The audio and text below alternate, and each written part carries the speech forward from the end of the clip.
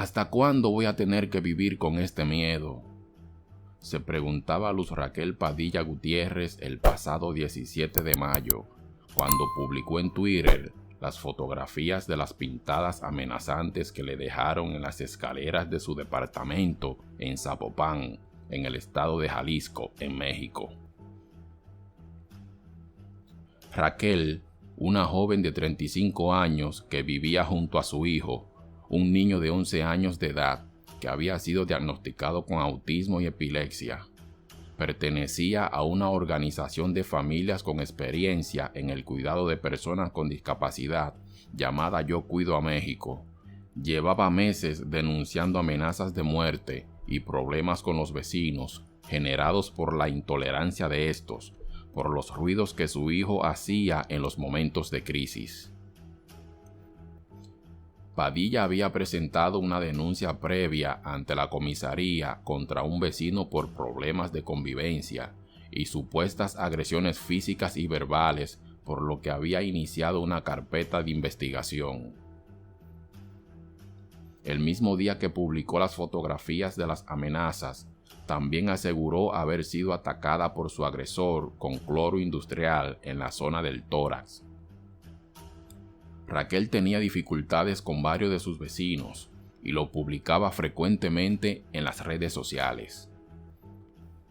Además de denunciar las pintadas amenazantes y el ataque con cloro, Raquel también se quejaba a su vez del ruido de sus vecinos, de bloquear el acceso a la azotea, celebrar fiestas o mantener a un perro en las zonas comunes. En sus posts solía mencionar a las autoridades como la policía de Zapopan, debido a que estos realizaban muy poco esfuerzo para brindarles la debida protección que ella y su hijo necesitaban. Luz Raquel Padilla había solicitado ser integrada al programa Pulso de Vida, una medida de protección de mujeres en riesgo que utiliza un instrumento con sistema de localización y botón de pánico, que envía una señal de ayuda para que en caso de emergencia acuda a la patrulla más cercana a quien solicita asistencia. Pero su solicitud para integrar al programa le fue negada, al considerar las autoridades que las amenazas que recibía por parte de terceros no eran causa suficiente para ser beneficiaria con dicha protección, porque su problema era vecinal y supuestamente no corría ningún riesgo. El pasado 15 de julio, Luz Raquel mostró frustración en un mensaje de Twitter, después de que una de sus vecinas le enviara una patrulla a su domicilio, momentos después de que el hijo de Padilla sufriera una crisis y comenzara a pegar fuertemente en las paredes.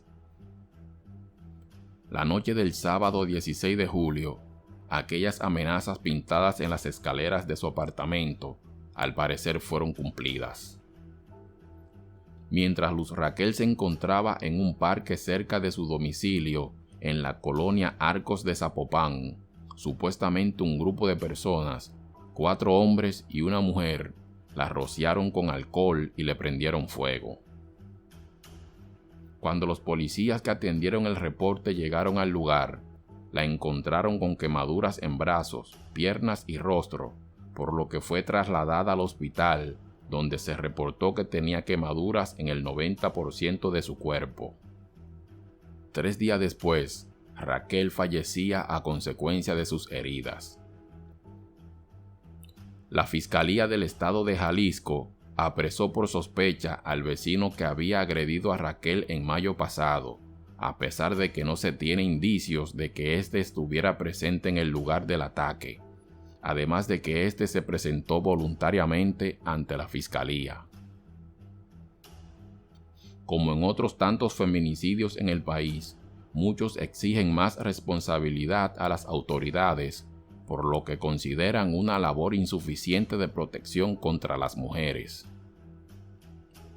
La Comisión Estatal de Derechos Humanos en Jalisco anunció el inicio de una queja de oficio por la presunta falta de debida diligencia reforzada en la atención y seguimiento en contra de la Fiscalía Estatal y la Comisaría de Policía en Zapopan. Mientras tanto, los supuestos autores del cruel hecho que le quitó la vida a Luz Raquel Padilla siguen prófugos. El cuidado de su hijo ahora está en las manos de su abuela, quien llora la partida de su ser querido. Mientras tanto, las autoridades han arrojado datos sobre la investigación de lo sucedido, y entre las informaciones se ha comprobado que Raquel había comprado 2 botellas de alcohol en una farmacia y un encendedor en una licorería, los cuales fueron hallados en el parque junto a las pertenencias de Padilla. El fiscal señaló que varias personas que intentaron auxiliar a la mujer antes de la llegada de los servicios de emergencia declararon que la mujer pedía ayuda y refería que se había quemado. Un paramédico que atendió primero a Padilla dijo en un interrogatorio con la fiscalía que lo primero que le refiere Luz Raquel cuando él la aborda es que se quemó. Otras informaciones y evidencias que presentaron las autoridades fueron sobre el problema que tuvo con el vecino que la había agredido.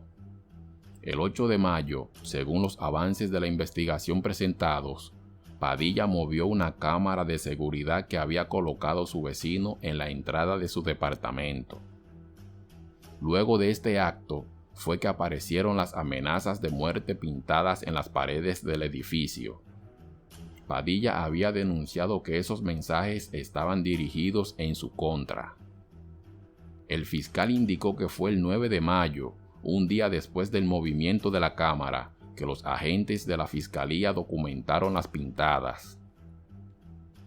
El 28 de junio, otros 2 videos de la misma cámara muestran que una persona, presuntamente Raquel, enciende un objeto y lo arroja a la puerta de su vecino. Todo esto dando muestra del conflicto que había entre los vecinos. Mientras tanto, el caso sigue siendo investigado para determinar la veracidad de lo ocurrido y arrojar luz a este caso que ha despertado conmoción e indignación en todo el pueblo de México. Me despido, no sin antes pedirte que te suscribas al canal, que nos regales un like y active la campanita de notificaciones.